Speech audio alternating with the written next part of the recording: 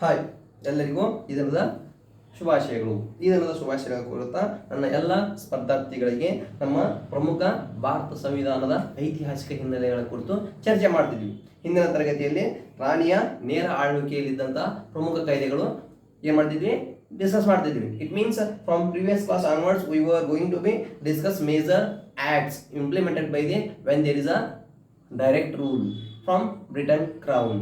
Britain ರಾಣಿಯ ನೇರ ಆಳ್ವಿಕೆಯಲ್ಲಿದ್ದಂಥ ಪ್ರಮುಖ ಕಾಯ್ದೆಗಳನ್ನ ನೋಡ್ತಾ ಇದ್ವಿ. ಹಿಂದಿನ ತರಗತಿಯಲ್ಲಿ ಭಾರತಕ್ಕೆ ಬಂದಂಥ ಸೈಮನ್ ಕಮಿಷನ್ 1927ರಲ್ಲಿ ಬಂದಂಥ ಸೈಮನ್ ಕಮಿಷನ್ ಅಲ್ಲಿರುವಂತಹ ಪ್ರಮುಖ ಶಿಫಾರಸುಗಳು, ಪ್ರಮುಖ ವರದಿಗಳನ್ನ ಏನು ಕೊಟ್ಟಿದ್ರು ಅವ್ರನ್ನ ಅದನ್ನ ನೋಡಿದ್ವಿ.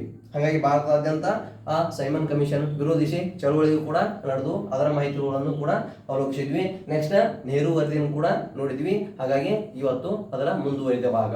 ಇಟ್ ಮೀನ್ಸ್ ಯಾವುದೇ round table conferences in India.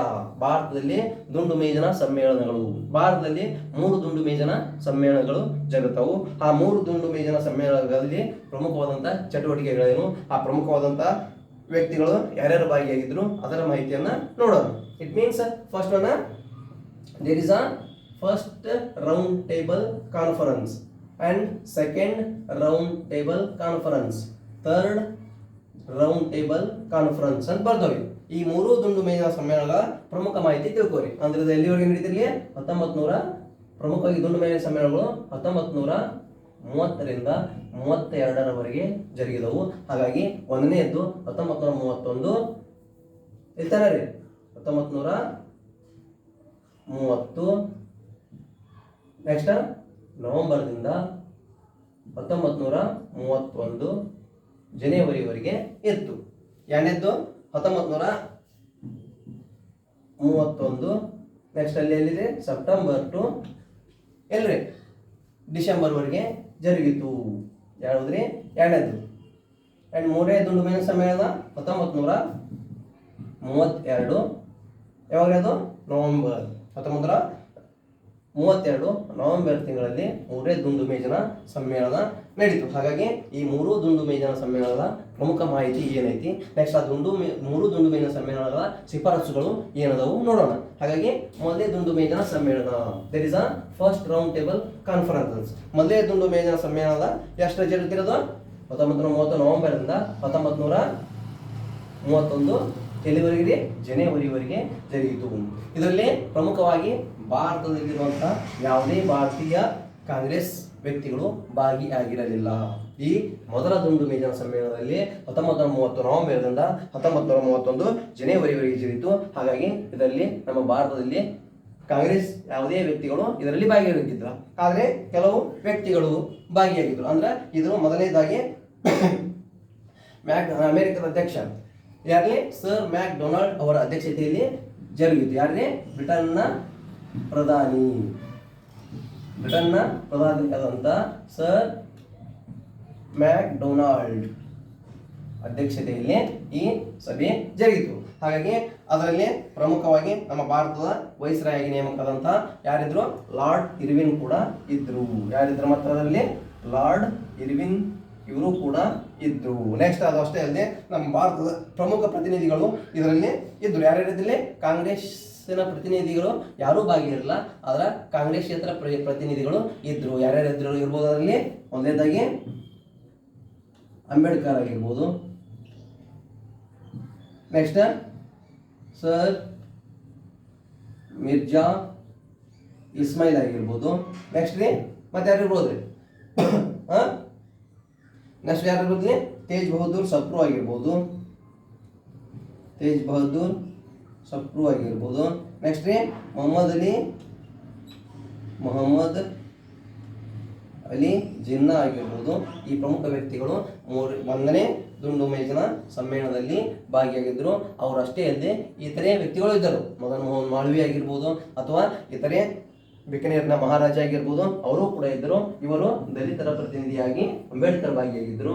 Mysuru ಸಂಸ್ಥಾನದ ಪ್ರತಿನಿಧಿಯಾಗಿ ಇಸ್ಮಾಯಿಲ್ ಅವರು ಭಾಗಿಯಾಗಿದ್ದರು. ನೆಕ್ಸ್ಟ್ ಮುಸ್ಲಿಂ ಪ್ರತಿನಿಧಿಯಾಗಿ ಮೊಹಮ್ಮದ್ ಅಲಿ ಜಿನ್ನಾ ಅವರು ಈ ಮೊದಲ ದುಂಡು ಮೇಜಿನ ಸಮ್ಮೇಳನದಲ್ಲಿ ಭಾಗಿಯಾಗಿದ್ದರು. ಹಾಗಾಗಿ ಈ ಮೊದಲ ದುಂಡು ಮೇಜಿನ ಸಮ್ಮೇಳನದ ಪ್ರಮುಖ ವ್ಯಕ್ತಿಗಳು ಯಾರು, ಇಟ್ ಮೀನ್ಸ್ ಕಾಂಗ್ರೆಸ್ ಇಲ್ಲ ಅಂತ ತಿಳ್ಕೊಂಡ್ಬಿಟ್ಟಿದ್ದಾರೆ. ಇಷ್ಟು ಸಾಕಿದ್ರಲ್ಲಿ ಕಾಂಗ್ರೆಸ್ ಭಾಗಿ ಆಗಿಲ್ಲ.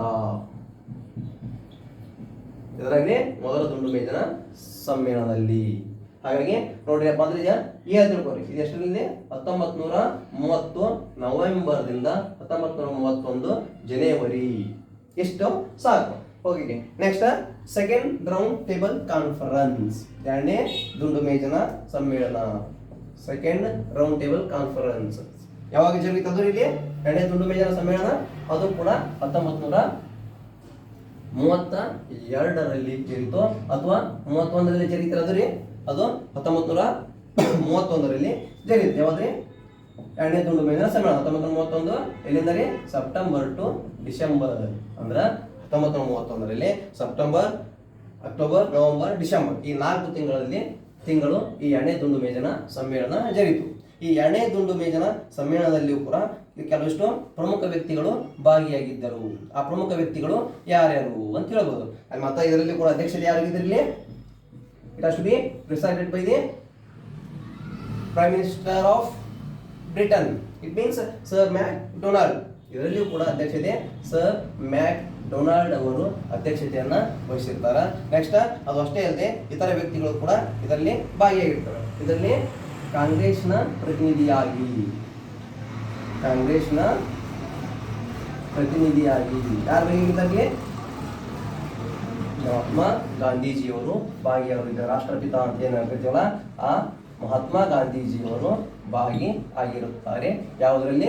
ಎರಡನೇ ದುಂಡು ಮೇಜಿನ ಸಮ್ಮೇಳನದಲ್ಲಿ.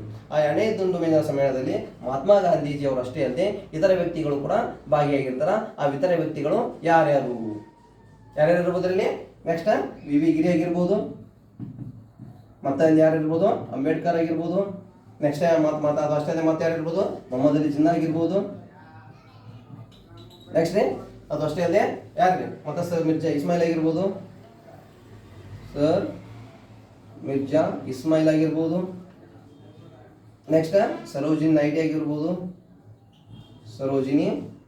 ಆಗಿರ್ಬೋದು. ಈ ಎಲ್ಲ ವ್ಯಕ್ತಿಗಳು ಕೂಡ ಎರಡನೇ ದುಂಡು ಮೇಜಿನ ಸಮ್ಮೇಳನದಲ್ಲಿ ಭಾಗಿಯಾಗಿದ್ದರು. ಪ್ರಮುಖವಾಗಿ ನೆನಪಿಟ್ಟುಕೋರಿ, ಎರಡನೇ ದುಂಡು ಮೇಜಿನ ಸಮ್ಮೇಳನದಲ್ಲಿ ಕಾಂಗ್ರೆಸ್ ಪ್ರತಿನಿಧಿಯಾಗಿ ಮಹಾತ್ಮ ಗಾಂಧೀಜಿಯವರು ಮಾತ್ರ ಭಾಗಿಯಾಗಿದ್ದರು. ಒಂದನೇ ದುಂಡು ಮೇಜಿನ ಸಮ್ಮೇಳನದಲ್ಲಿ ಕಾಂಗ್ರೆಸ್ನ ಪ್ರತಿನಿಧಿಗೆ ಯಾರೂ ಭಾಗಿಯಾಗಿದ್ದಿಲ್ಲ. ನೆಕ್ಸ್ಟ್ ಮೂರನೇದಲ್ಲೂ ಭಾಗಿಯಾಗಿರಲಿಲ್ಲ. ಕೇವಲ ಎರಡನೇ ದುಂಡು ಮೇಜಿನ ಸಮ್ಮೇಳನದಲ್ಲಿ ಮಾತ್ರ ಕಾಂಗ್ರೆಸ್ ಭಾಗಿಯಾಗೈತಿ ಅನ್ನೋದನ್ನ ನೆನಪಿಟ್ಟುಕೊಳ್ಳಿ. ನೆಕ್ಸ್ಟ್ ಇದರಲ್ಲಿ ವಿ ವಿ ಗಿರಿ ಅವರು, ಇವರು ಯಾರ ಪ್ರತಿನಿಧಿಯಾಗಿ ಭಾಗಿಯಾಗಿದ್ದರು? ಅಂದ್ರೆ ಕಾರ್ಮಿಕ ವರ್ಗದ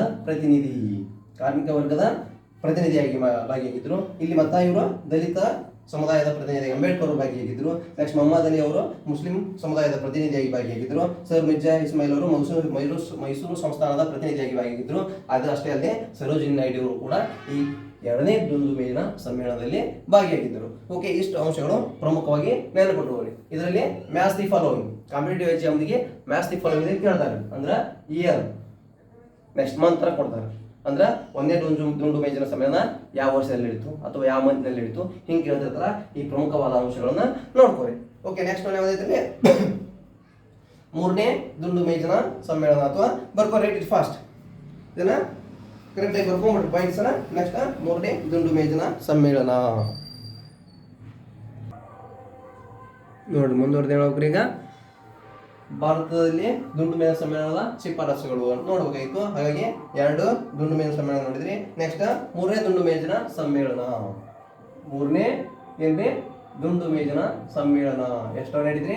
1932ರಲ್ಲಿ ನಡೀತು. ಮೂರನೇ ದುಂಡು ಮೇಜಿನ ಸಮ್ಮೇಳನ 1932. ಅದು ಕೂಡ ಎಷ್ಟು ನಡೀದ್ರಿ? ನವೆಂಬರ್ ತಿಂಗಳಲ್ಲಿ ಜರುಗಿತು. ಇದರಲ್ಲಿಯೂ ಕೂಡ ನಮ್ಮ ಭಾರತ ರಾಷ್ಟ್ರೀಯ ಕಾಂಗ್ರೆಸ್ನ ಯಾವುದೇ ಪ್ರತಿನಿಧಿಗಳು ಭಾಗಿಯಾಗಿರಲಿಲ್ಲ. ಇಟ್ ಮೀನ್ಸ್ ಒಂದು there is a first round table conference, second round table conference and third round table conference. Only the second round table conferences has to be participated by the Mahatma Gandhi on behalf of the Congress party. ಕಾಂಗ್ರೆಸ್ನ ಪ್ರತಿನಿಧಿಯಾಗಿ ಮಹಾತ್ಮ ಗಾಂಧೀಜಿ ಮಾತ್ರ ಎರಡನೇ ದುಂಡು ಮೇಜಿನ ಸಮ್ಮೇಳನದಲ್ಲಿ ಭಾಗಿಯಾಗಿದ್ದರು. ಹಾಗಾಗಿ next 1932 ನವೆಂಬರ್ದಲ್ಲಿ ಮೂರನೇ ದುಂಡು ಮೇಜಿನ ಸಮ್ಮೇಳನ ನಡೆಯಿತು. ಆ ಮೂರನೇ ದುಂಡು ಮೇಜಿನ ಸಮ್ಮೇಳನದಲ್ಲಿಯೂ ಕೂಡ ನಮ್ಮ ಭಾರತದ ರಾಷ್ಟ್ರೀಯ ಕಾಂಗ್ರೆಸ್ನಿಂದ ಯಾವುದೇ ವ್ಯಕ್ತಿ ಭಾಗಿಯಾಗಿರಲಿಲ್ಲ. ಆದರೆ ಇತರೆ ಕೆಲವು ವ್ಯಕ್ತಿಗಳು ಭಾಗಿಯಾಗಿದ್ದರು. ಆ ಇತರೆ ಕೆಲವು ವ್ಯಕ್ತಿಗಳು ಯಾರ್ಯಾರು ಆಗಿರ್ಬೋದು? ಅದು ಅವರು ಮತ್ತೆ ಯಾರ್ಯಾರು? ಮತ್ತೆ ಯಾರು ಡಾಕ್ಟರ್ ಬಾಬಾ ಸಾಹೇಬ್ ಅಂಬೇಡ್ಕರ್ ಅವರಾಗಿರ್ಬೋದು. ನೆಕ್ಸ್ಟ್ ಮೊಹಮ್ಮದ್ ಅಲಿ ಜಿನ್ನಾ ಆಗಿರ್ಬೋದು. ನೆಕ್ಸ್ಟ್ ಯಾರೇ ಸರ್ ಮಿರ್ಜಾ ಇಸ್ಮಾಯಿಲ್ ಆಗಿರ್ಬೋದು. ಮತ್ತೆ ಈ 3 ವ್ಯಕ್ತಿಗಳು ಮಾತ್ರ ಈ 3ನೇ ದುಂಡು ಮೇಜಿನ ಸಮ್ಮೇಳನದಲ್ಲಿ ಭಾಗಿಯಾಗಿದ್ದರು. ಯಾರ್ಯಾರೇ? ಡಾಕ್ಟರ್ BR ಅಂಬೇಡ್ಕರ್ ಅವರಾಗಿರ್ಬೋದು, ಮತ್ತೆ ಯಾರು ಇನ್ನೊಬ್ರಿ ಮಿರ್ಜಾ ಇಸ್ಮಾಯಿಲ್ ಆಗಿರ್ಬೋದು, ನೆಕ್ಸ್ಟ್ ರೀ ಮೊಹಮ್ಮದ್ ಅಲಿ ಜಿನ್ನಾ. ಈ 3 ವ್ಯಕ್ತಿಗಳು ಮಾತ್ರ 3ನೇ ದುಂಡು ಮೇಜಿನ ಸಮ್ಮೇಳನದಲ್ಲಿ ಭಾಗಿಯಾಗಿದ್ರು. ಓವರಾಲ್ ಆಗಿ ಹೇಳ್ಬೇಕಂತಂದ್ರ ಈ 3 ವ್ಯಕ್ತಿಗಳು 3 ದುಂಡು ಮೇಜಿನ ಸಮ್ಮೇಳನದಲ್ಲಿ ಭಾಗಿಯಾದಂತ ಪ್ರಮುಖ ಕಾಂಗ್ರೆಸ್ಸೇತರ ಭಾರತದ ವ್ಯಕ್ತಿಗಳು, ಭಾರತದ ರಾಷ್ಟ್ರೀಯ ಹೋರಾಟದಲ್ಲಿ ಪಾಲ್ಗೊಂಡಂತ ವ್ಯಕ್ತಿಗಳು ಅಂತ ಹೇಳ್ಬೋದು. ಯಾರ್ಯಾರು ಇವರಿಗೆ?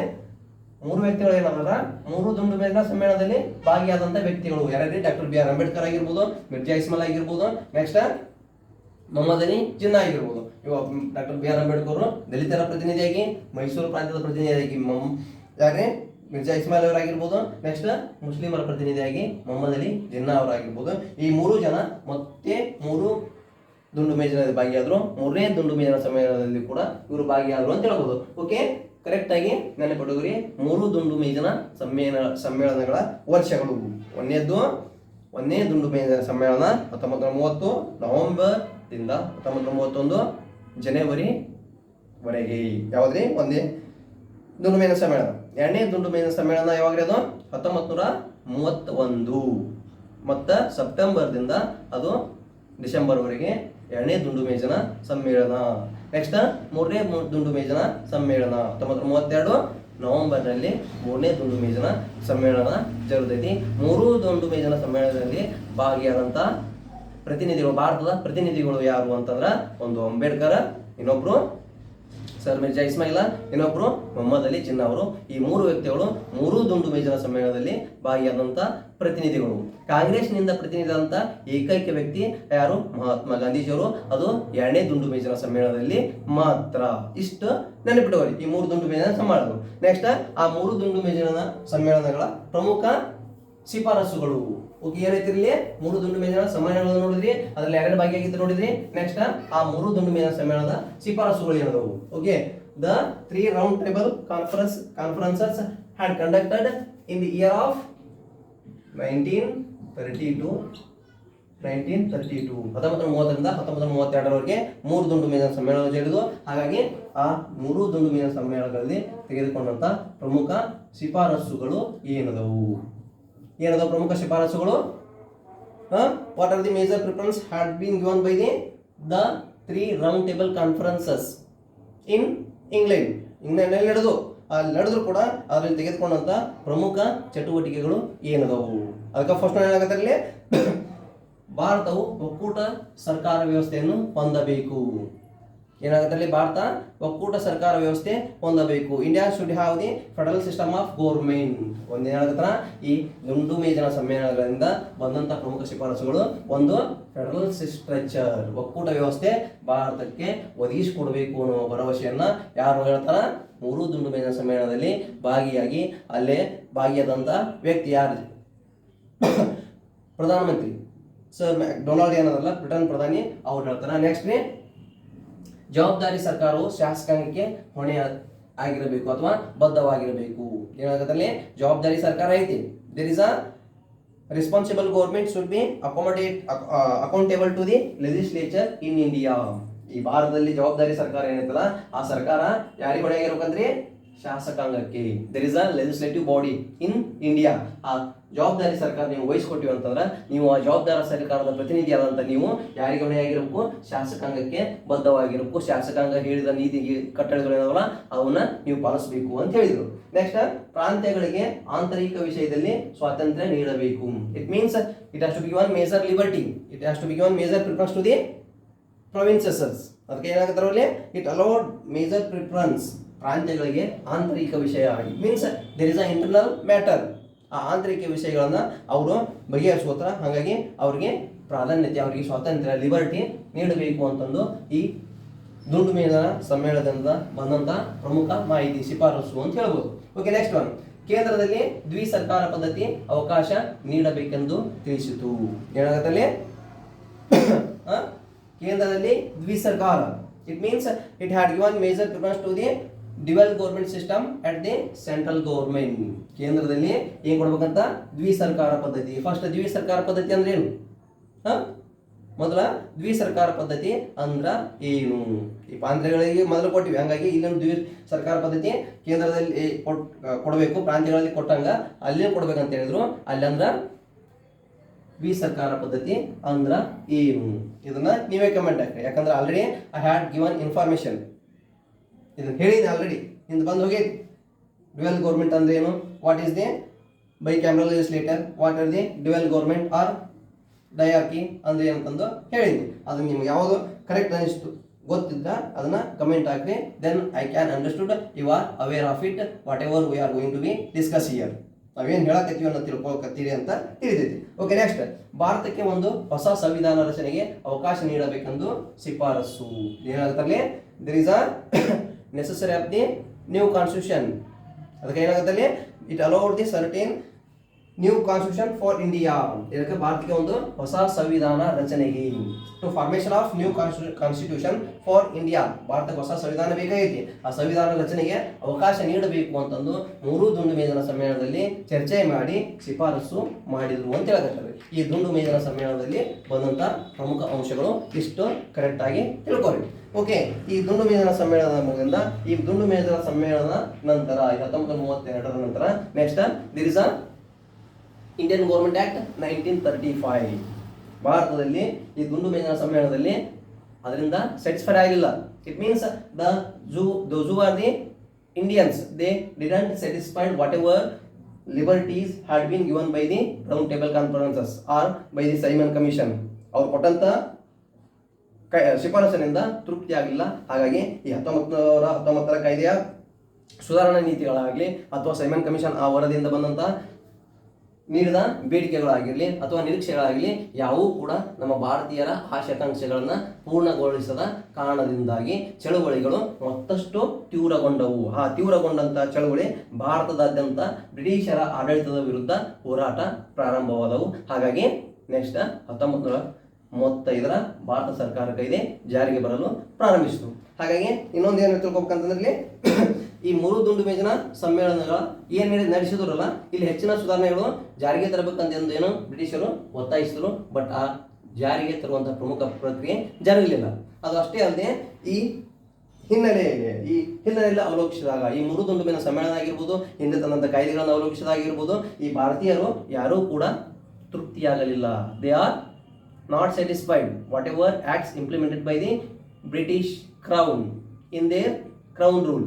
ತಮ್ಮ ರಾಣಿ ಆಳ್ವಿಕೆಯ ನೇತೃತ್ವದಲ್ಲಿ ಅವು ತಂದಂತ ಕಾಯ್ದೆಗಳು ಏನ್ರಿ ಕರೆಕ್ಟ್ ಆಗಿ ನಮ್ಮ ಭಾರತೀಯರ ಆಶೆ ಆಕಾಂಕ್ಷೆಗಳನ್ನ ಭಾರತೀಯರನ್ನ ತೃಪ್ತಿಪಡಿಸಲಿಲ್ಲ, ಅಂದ್ರೆ ಅತೃಪ್ತಿಪಡಿಸಿದ್ವು ಅಂತ ಹೇಳ್ಬೋದು. ಹಾಗಾಗಿ ಅತೃಪ್ತಗೊಂಡಂತ ನಮ್ಮ ಭಾರತದಲ್ಲಿನ ಭಾರತೀಯ ಜನರು ಏನ್ ಮಾಡಿದ್ರಲ್ಲಿ ಭಾರತದಾದ್ಯಂತ ಹಲವು ರೀತಿಯಾದಂತಹ ಚರ್ಚೆಯ ನಂತರ ಬ್ರಿಟನ್ ಸರ್ಕಾರದ ವಿರುದ್ಧ ಸಂವಿಧಾನಾತ್ಮಕ ಸುಧಾರಣೆಗಳನ್ನು ಬಯಸಿ ಹೋರಾಟ ಪ್ರಾರಂಭಿಸುತ್ತಾರೆ. ಈ ಹೋರಾಟಗಳ ಪ್ರಯುಕ್ತವಾಗಿ 1935ರ ಭಾರತ ಸರ್ಕಾರ ಕಾಯ್ದೆ ಜಾರಿಗೆ ಬರ್ತೈತಿ. ಹಾಗಾಗಿ ಆ ಭಾರತ ಸರ್ಕಾರ ಕಾಯ್ದೆಯ ಮುಂದಿನ ಅಂಶಗಳನ್ನ ಹೇಳ್ತೀನಿ, ಕರೆಕ್ಟಾಗಿ ಬರ್ಕೊಳ್ಳಿ.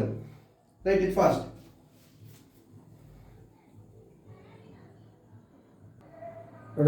ಮುಂದ್ರಿಲ್ಲಿ ಭಾರತ ಸರ್ಕಾರ ಕಾಯ್ದೆ 1935ರ ಪ್ರಮುಖ ಅಂಶಗಳು.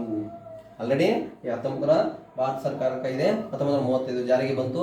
ಅದು ಯಾರು ಜಾರಿಗೆ ಬಂತು ಅಂತಂದ್ರೆ ಭಾರತೀಯರನ್ನ ತೃಪ್ತಿಪಡಿಸಲು ಬ್ರಿಟನ್ ಸರ್ಕಾರ ಹಲವು ಸಂವಿಧಾನಾತ್ಮಕ ಸುಧಾರಣಾ ಚಟುವಟಿಕೆಗಳ ಕರಡನ್ನು ರಚಿಸಿತು. ಆ ಕರಡು ರಚನೆಯ ಪ್ರಮುಖ ಪ್ರಕ್ರಿಯೆನೇ ಭಾರತ ಸರ್ಕಾರ ಕಾಯ್ದೆ 1935. ಅಂತಿಮವಾಗಿ ಈ ಕಾಯ್ದೆ 1937 ಏಪ್ರಿಲ್ 1ರಂದು ಜಾರಿಗೆ ಬಂತು. ನೋಡ್ರಿ, ಭಾರತ ಸರ್ಕಾರ ಕಾಯ್ದೆ 1935. ಈ ಕಾಯ್ದೆಯ ಪ್ರಮುಖ ಶಿಫಾರಸುಗಳು ಏನದವು? whatever major implementation had been taken by the Indian Government Act 1935. It had given major preference. ಇದಕ್ಕೆ ಪ್ರಿಫರೆನ್ಸ್ ಕೊಡ್ತಂತಿರಲಿ, ಇದನ್ನು ಭಾರತ ಸಂವಿಧಾನದ ನೀಲನಕಾಶೆ. It means the Indian government act 1935 called as the blueprint of ಏನಂತ ಹೇಳ್ತಾರೆ, blueprint of to create our Indian constitution. ನಮ್ಮ ಭಾರತ ಸಂವಿಧಾನ ರಚನೆಗೆ ಇರುವಂತ ಮೂಲ ನೀಲನಕಾಶೆ. ಭಾರತದಲ್ಲಿ ಸಂವಿಧಾನ ರಚನೆಗೆ ಅವಕಾಶ ಕೊಡಬೇಕು, ಆ ಕೊಟ್ರ ಯಾವ ರೀತಿ ನಮ್ಮ ಸಂವಿಧಾನ ಇರ್ತೈತಿ ಅಂತಂದು ನಾವು ಅವಲೋಕನ ಮಾಡಿಕೊಳ್ಳಾಕಿರುವಂತ ಒಂದು ನೀಲನಕಾಶೆ ಅಂತ ಕರೀತಾರೆ. ಯಾವ್ದಂದ್ರೆ ಭಾರತ ಸರ್ಕಾರ ಕಾಯ್ದೆ 1935. ಈ ಭಾರತ ಸರ್ಕಾರ ಕಾಯ್ದೆ 1935 ತರುವುದು ಪ್ರಮುಖ ಉದ್ದೇಶ ಏನಾಗಿತ್ರಿ? ಹಲವು ರೀತಿಯಾದಂತ ಸಂವಿಧಾನಾತ್ಮಕ ಸುಧಾರಣೆಗಳು. ಈ ಮೊದಲು ಎಷ್ಟೇ ಬಂದಿದ್ದು ರೀ, ಆ ಮೊದಲ ಯಾವ ಕಾಯ್ದೆಗಳು ಬಂದರೂ ಕೂಡ ಈ ಕಾಯ್ದೆಯಷ್ಟು ಪ್ರಬಲ ಮತ್ತು ಅಷ್ಟೊಂದು ಭಾರತೀಯರನ್ನ ಸಂತೃಪ್ತಿಪಡಿಸುವಂತ ಅಂಶಗಳನ್ನ ಯಾವ ಕಾಯ್ದೆಗಳು ಒಳಗೊಂಡಿದ್ದಲ್ಲ, ಅಷ್ಟೊಂದು ಉತ್ತಮವಾದಂತ ಕಾಯ್ದೆ ಅಂತ ಇದನ್ನ ಕರಿಬಹುದು. ಬೇರೆ ಕಾಯ್ದೆಗಳ ಹೋಲಿಕೆ ಮಾಡಿದರೆ, ಹಾಗಾಗಿ ಅದನ್ನ ನೀಲನಕಾಶೆ ಅಂತ ಕರೀತಾರೆ. ನೆಕ್ಸ್ಟ್ ಅದಕ್ಕಾಗಿ ಇದರಲ್ಲಿ ಒಟ್ಟು ಎಷ್ಟು ಏನೇನಿದ್ದು ಅಂತಿರ್ಲಿ, ಇದು ಕಾಯ್ದೆ ಪ್ರಮುಖವಾಗಿ ಜಾರಿಗೆ ಬಂದಿದ್ದು ಯಾವಾಗ ಅಂತಿರ್ಲಿ 1937 ಏಪ್ರಿಲ್ 1ರಂದು. Okay, it has implemented in 1935. It came into force 1937 April 1ರಂದು ಪ್ರಮುಖವಾಗಿ ಜಾರಿಗೆ ಬಂತು ಈ ಭಾರತದ ಸರ್ಕಾರ ಕಾಯ್ದೆ. ಓಕೆ, ನೆಕ್ಸ್ಟ್ ಅದಕ್ಕಾಗಿ ಇದಕ್ಕೆ ಕೈತರಲ್ಲಿ 310 ಸೆಕ್ಷನ್ಗಳಿದ್ದು, ನೆಕ್ಸ್ಟ್ ಅದರಲ್ಲಿ 10 ಅನುಸೂಚಿಗಳನ್ನು ಒಳಗೊಂಡಂತ ಪ್ರಮುಖ ಕಾಯ್ದೆ ಇದು ಆಗಿತ್ತು ಅಂತ ಹೇಳ್ತಾರೆ. ನೋಡ್ರಿ, ಅದರಲ್ಲಿರುವಂತ ಪ್ರಮುಖ ಶಿಫಾರಸುಗಳು ಏನದವು? ಇಲ್ಲಿ ಬ್ರಿಟಿಷ್ ಪ್ರಾಂತ್ಯಗಳು ಮತ್ತು ದೇಶೀಯ ಸಂಸ್ಥಾನಗಳಿಗೆ ಅಖಿಲ ಭಾರತ ಒಕ್ಕೂಟ ರಚಿಸಲು ಅವಕಾಶ ನೀಡಿತು. ಏನಾಗುತ್ತೆ? ಅಖಿಲ ಭಾರತ ಒಕ್ಕೂಟ ರಚಿಸಲು ಅಂದ್ರ ಬ್ರಿಟಿಷ್ ಪ್ರಾಂತ್ಯಗಳು ಅದಾವ, ಭಾರತದಲ್ಲಿ ಹಲವು ದೇಶೀಯ ಸಂಸ್ಥಾನಗಳು ಅದಾವು, ಅವು ಎಲ್ಲವುಗಳನ್ನ ಒಟ್ಟುಗೂಡಿಸಿ ಕೇಂದ್ರ ಸರ್ಕಾರದ ಅಧೀನದಲ್ಲಿ ಕ್ರೋಢೀಕರಿಸಿ ಅಧಿಕಾರ ಚಲಾವಣೆ ಮಾಡಕ ಅಖಿಲ ಭಾರತದ ಒಕ್ಕೂಟ ರಚಿಸಲಕ ಅವಕಾಶ ನೀಡಿತು. ಯಾ ಕಾಯ್ದೆ? ಈ 1935 ಕಾಯ್ದೆ. ಈ 1935 ಕಾಯ್ದೆ ಆ ನೀಡಕ ಉದ್ದೇಶ ಏನು? It means the much more revolutionary activity had taken in India in the before this act came into being. ಈ ಕಾಯ್ದೆ ಪ್ರಮುಖವಾಗಿ ಜಾರಿಗೆ ಬರೋಕ್ಕಿಂತ ಮುಂಚೆ ಭಾರತದಲ್ಲಿ ಸೈಮನ್ ಚಳವಳಿ ಬಂದಾಗಿರ್ಬೋದು, ಅಥವಾ ನೆಹರು ವರದಿ ಮುಖಾಂತರ ಆಗಿರ್ಬೋದು, ಅಥವಾ ಹಲವು ದುಂಡು ಮೇಜಿನ ಸಮ್ಮೇಳನಗಳಲ್ಲಿ ಕೆಲವಷ್ಟು ಪ್ರತಿನಿಧಿಗಳು ಭಾಗಿಯಾಗಿ ಆ ಬ್ರಿಟನ್ ಸರ್ಕಾರದ ನೀತಿ ನಿಯಮಗಳನ್ನು ವಿರೋಧಿಸುವ ಮುಖಾಂತರ ಆಗಿರ್ಬೋದು, ಅಷ್ಟೆಲ್ಲ ಭಾರತದಲ್ಲಿ ಬ್ರಿಟನ್ ಸರ್ಕಾರದ ಆಡಳಿತದ ವಿರೋಧಿಸಿದಾಗ ಕೆಲವಷ್ಟು ಫ್ಲೆಕ್ಸಿಬಿಲಿಟಿ ಕೊಟ್ಟರು ಅಂತ ಹೇಳ್ಬೋದು. ಅದಕ್ಕೆ ನಾವು ಏನು ಅವಕಾಶ ಕೊಟ್ಟದ? ಬ್ರಿಟಿಷ್ ಪ್ರಾಂತ್ಯಗಳಾಗಿರ್ಬೋದು ಅಥವಾ ದೇಶೀಯ ಸಂಸ್ಥಾನಗಳಲ್ಲಿ ಅಖಿಲ ಭಾರತದ ಒಕ್ಕೂಟ ರಚಿಸಲು ಅವಕಾಶ ನೀಡಿತು. That's why this is also one more important factor by this act. ಅದಕ್ಕಾಗಿ ಇದು ಕೂಡ ಒಂದು ಪ್ರಮುಖವಾದಂತಹ ಅಂಶ.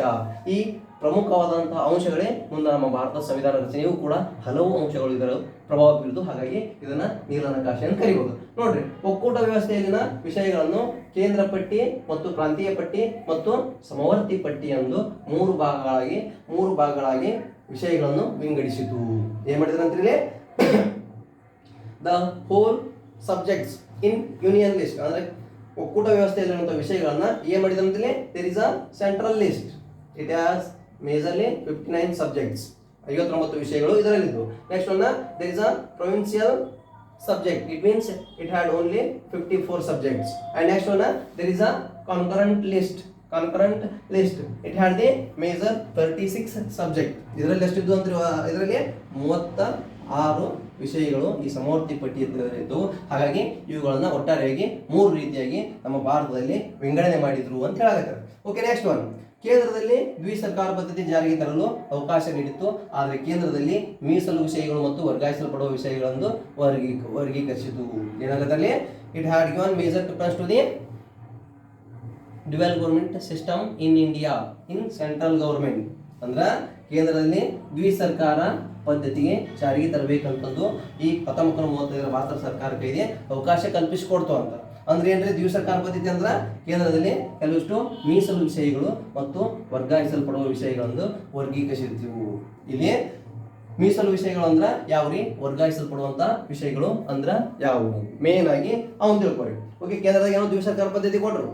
ದ್ವಿಸರ್ಕಾರ ಪದ್ಧತಿ ಅಂದ್ರೆ ಇಲ್ಲಿ it means there is a reserved subject and also there is a transferred subject. ಅಲ್ಲಿ ಕೆಲವಷ್ಟು ಮೀಸಲು ವಿಷಯಗಳು ಮತ್ತು ಕೆಲವಷ್ಟು ವರ್ಗಾಯಿಸಲ್ಪಡುವ ವಿಷಯಗಳು ಅಂತಂದು ವರ್ಗೀಕರಣ ಮಾಡಿದ್ರು. ಹಾಗಾಗಿ ಮೊದಲನೇದಾಗಿ ಈ ಮೀಸಲು ವಿಷಯಗಳಂತಂದ್ರ ಯಾವುವು ಅಂದ್ರ ಬ್ರಿಟನ್ ಸರ್ಕಾರದ ಅಧೀನದಲ್ಲಿ ಇರುವಂತಹ ಪ್ರಮುಖ ಅಂಶಗಳು, ಅಂದ್ರೆ ಕೇಂದ್ರದ ಅಧೀನದಲ್ಲಿ ಇರುವಂತಹ ಕೆಲವಷ್ಟು ಪ್ರಮುಖ ಅಂಶಗಳು ಯಾವ್ಯಾವ ಆಗಿರ್ಬೋದು?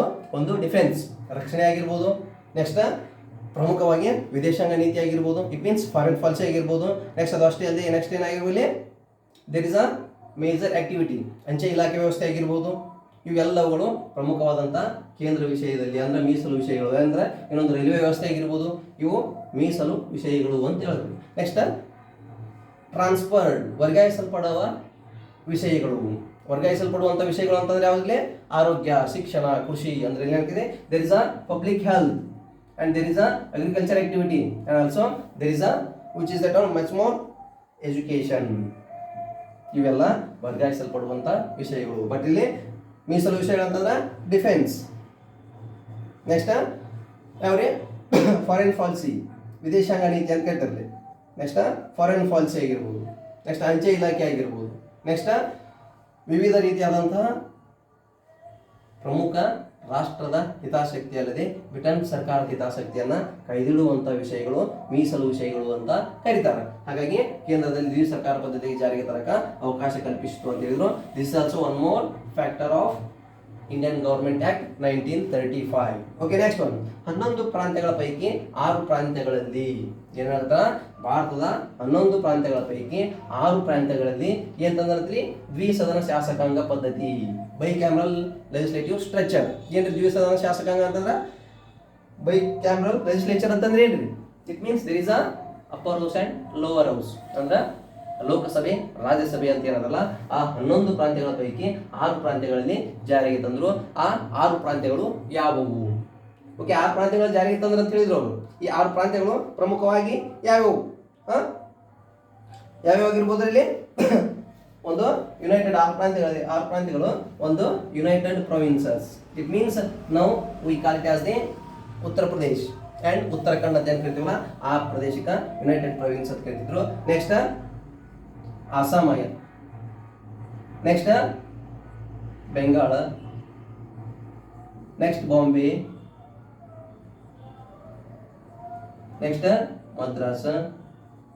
ಎಷ್ಟದ್ರಲ್ಲಿ ಒಂದು ಉತ್ತರ ಪ್ರದೇಶ ಆಗಿರ್ಬೋದು, ಅಸ್ಸಾಂ ಆಗಿರ್ಬೋದು, ಬಂಗಾಳ ಆಗಿರ್ಬೋದು, ಬಾಂಬೆ ಆಗಿರ್ಬೋದು, ನೆಕ್ಸ್ಟ್ ಮದ್ರಾಸ್ ಆಗಿರ್ಬೋದು.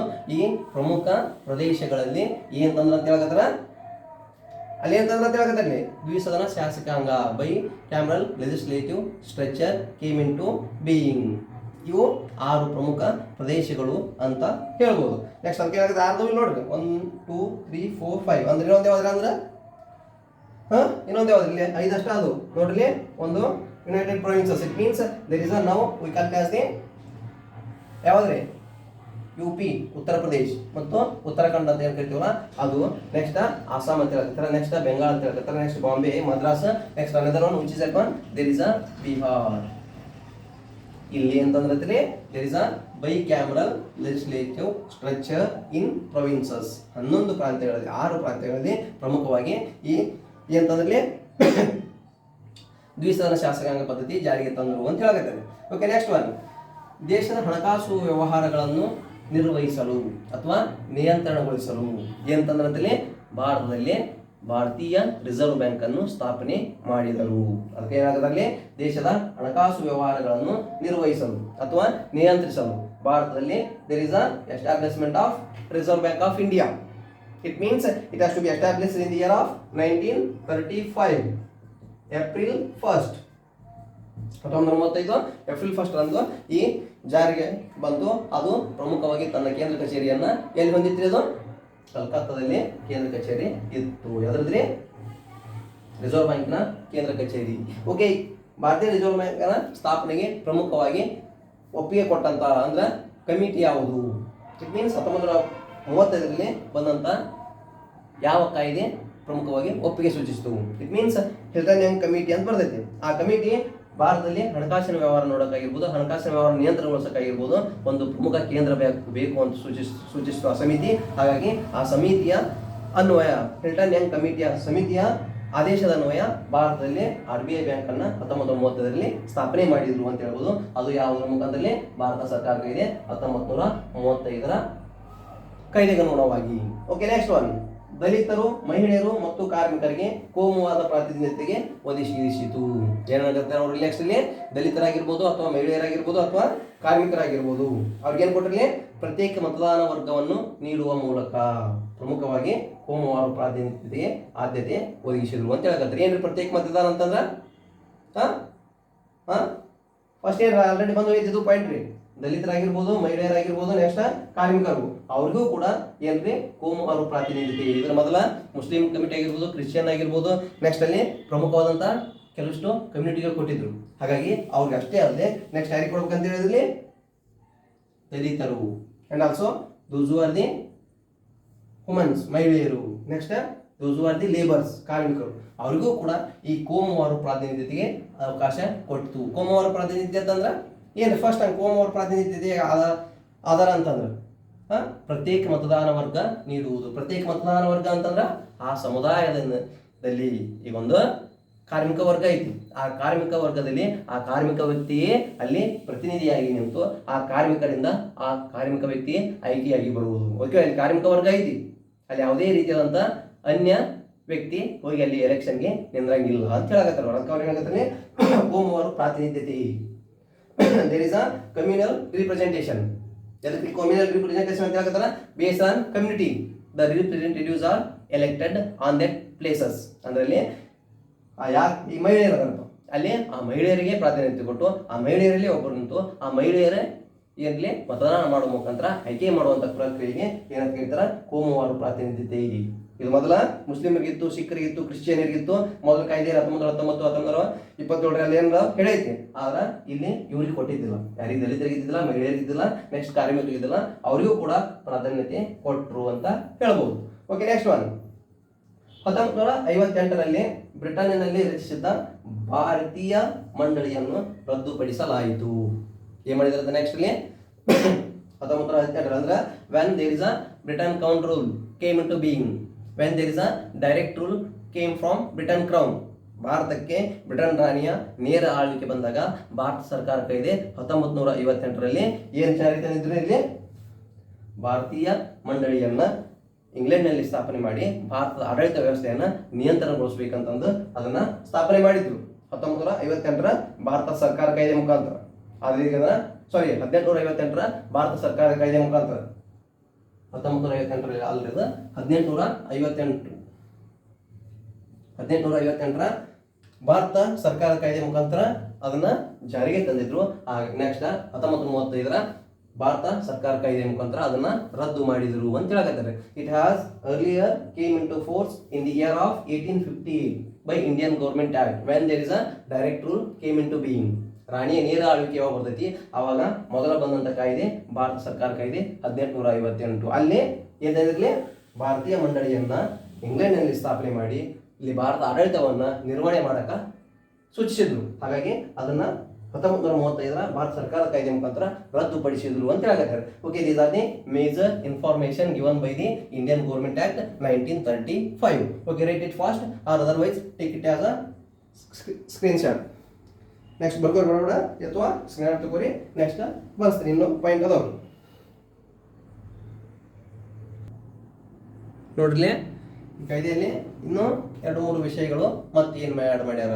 It means in the Indian government act 1935 ನೋಡ್ರಿ, ಅದರಲ್ಲಿ ಪ್ರಾಂತೀಯ ಲೋಕಸೇವಾ ಆಯೋಗ ಮತ್ತು ಜಂಟಿ ಲೋಕಸೇವಾ ಆಯೋಗಗಳ ಸ್ಥಾಪನೆಗೆ ಅವಕಾಶ ಕಲ್ಪಿಸಿತ್ತು. ಅಂದ್ರೆ ಆಲ್ರೆಡಿ ಕೇಂದ್ರ ಲೋಕಸೇವಾ ಆಯೋಗ ಇತ್ತು, ಅದು ಅಷ್ಟೇ ಅಲ್ಲದೆ ಪ್ರಾಂತ್ಯದಲ್ಲಿಯೂ ಕೂಡ ಪ್ರಾಂತೀಯ ಲೋಕಸೇವಾ ಆಯೋಗ ಮತ್ತು ಜಂಟಿ ಲೋಕಸೇವಾ ಆಯೋಗಗಳ ಸ್ಥಾಪನೆಗೆ ಅವಕಾಶವನ್ನ ಕಲ್ಪಿಸಿತು.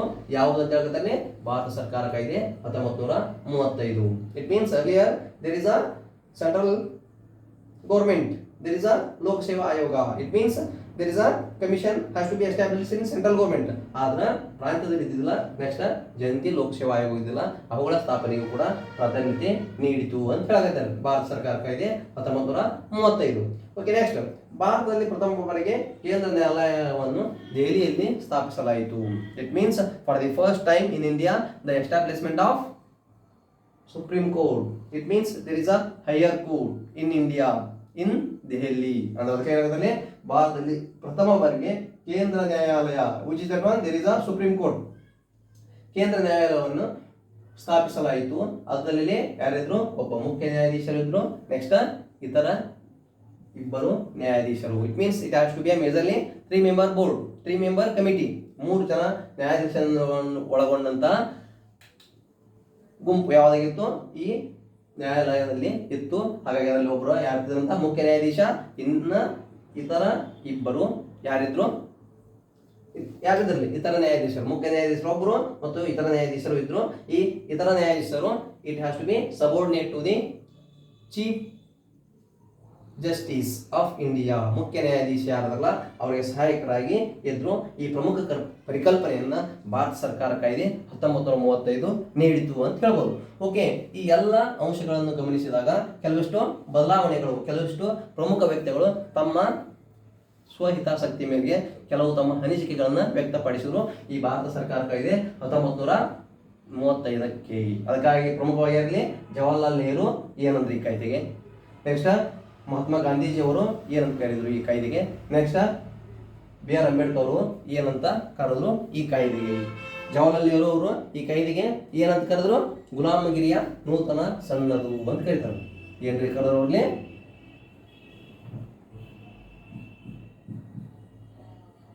ಗುಲಾಮಗಿರಿಯ ನೂತನ ಸಣ್ಣದು.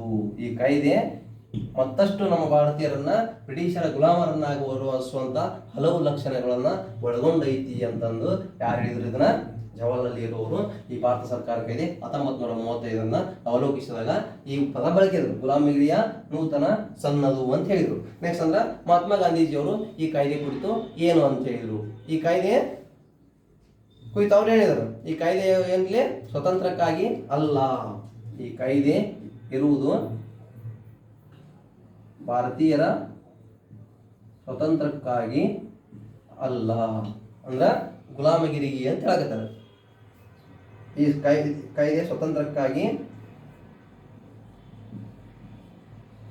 ಅಲ್ಲ, ಭಾರತೀಯರನ್ನು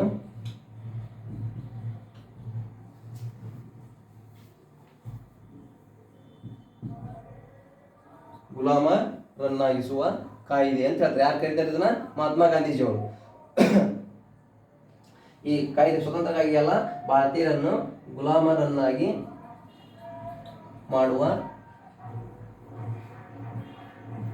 ಮಾಡುವ ಕಾಯ್ದೆ ಅಂತ ಹೇಳಿದ್ರೆ ಯಾರು ಇದನ್ನ, ಮಹಾತ್ಮ ಗಾಂಧೀಜಿಯವರು ಹೇಳಿದ್ರು. ಈ ಕಾಯ್ದೆ ಯಾವುದೇ ರೀತಿಯಾದಂತ ಭಾರತೀಯರನ್ನ ಉದ್ಧಾರ ಮಾಡಕ್ಕ ಇದ್ದಂತ ಕಾಯ್ದೆ ಅಲ್ಲ, ಅಂದ್ರ ಭಾರತೀಯರ ಸ್ವತಂತ್ರಕ್ಕಾಗಿ ಮಾಡಿದಂತ ಕಾಯ್ದೆ ಅಲ್ಲ. ಈ ಕಾಯ್ದೆ ಇರುವುದು ಬ್ರಿಟಿಷರು ತಮ್ಮನ್ನು ಭಾರತೀಯರನ್ನು ಗುಲಾಮರನ್ನಾಗಿ ಮಾಡಿದಂತ ಪ್ರಮುಖ ಕಾಯ್ದೆ ಅಂತ ವ್ಯಕ್ತಪಡಿಸಿದರು. ಹಾಗಾಗಿ next doctor B R Ambedkar ಅವರು ಈ ಕಾಯ್ದೆ ಕುರಿತು ಏನಂತ ಹೇಳಿದ್ರು, ಅವ್ರೇನ್ ಹೇಳಿದ್ರಿ, ಪ್ರಮುಖವಾಗಿ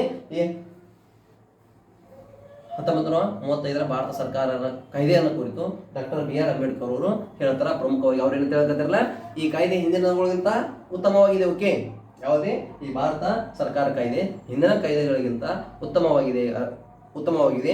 ಓಕೆ, ಆದರೆ ಭಾರತೀಯರಿಗೆ ಸಂಪೂರ್ಣ ಸ್ವ ಸರ್ಕಾರದ ಕಲ್ಪಿಸಿಕೊಳ್ಳಲು ವಿಫಲವಾದಂತ ಕಾಯ್ದೆ ಅಂತ ಹೇಳಿದ್ರು. ಅವ್ರು ಏನಾಗುತ್ತಾರೆ ಇಲ್ಲಿ ಪ್ರಮುಖವಾಗಿ. ನೆಕ್ಸ್ಟ್ ಅಂಬೇಡ್ಕರ್ ಅವರು ಈ ಕಾಯ್ದೆ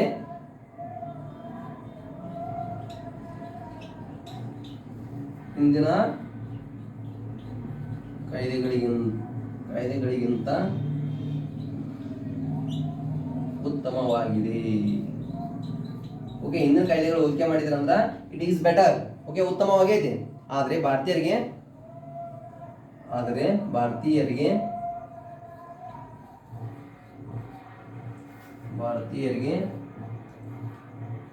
ಸ್ವ ಸರ್ಕಾರದ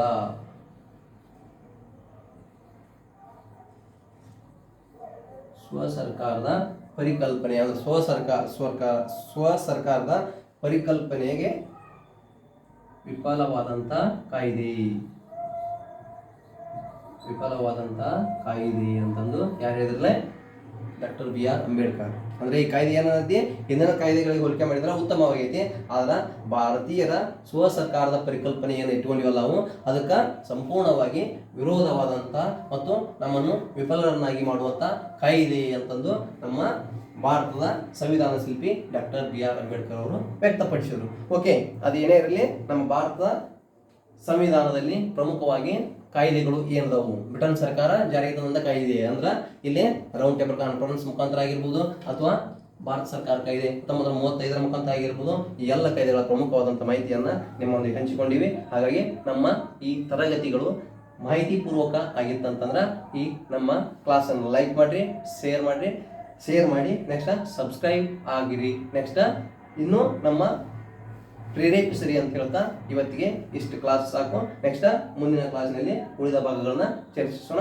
thank you one and all.